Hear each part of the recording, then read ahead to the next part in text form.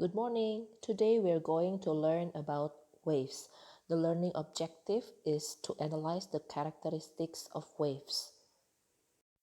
When you pluck the string of a guitar, it vibrates. The vibrations create a wave in the air which we call sound. In fact, all vibrations produce waves of one type or another.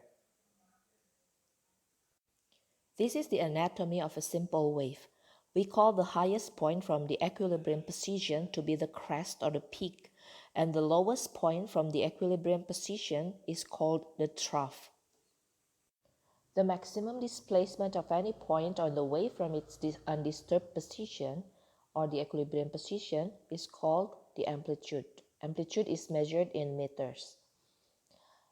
There is one quantity that differs wave from oscillation, which is the wavelength, and it is symbolized by lambda. Wavelength is the distance from any point on a wave to the next exactly similar point, for example, from crest to crest. The time taken for one complete oscillation of a point in a wave is called the period, symbolized by capital T. The number of oscillations per unit time of a point in a wave is called frequency. Frequency is stated in hertz, while period is stated in second. The frequency of a wave is the reciprocal of the period t, or f equals 1 over period. The speed with which energy is transmitted by a wave is known as the wave speed, v, which is equal to lambda multiplied by the frequency, or lambda divided by the period. Here is a table that shows the categories of waves.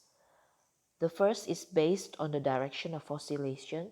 We know there are two types of waves, which is transverse wave and longitudinal wave.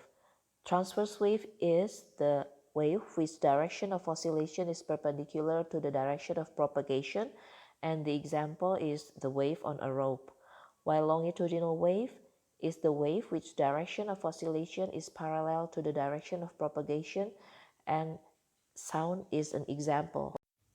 Based on the medium of travel, we have mechanical wave, which needs medium to travel, and electromagnetic wave, which doesn't need any medium to travel. Sound and water wave are the examples of mechanical wave, while light and radar are electromagnetic waves.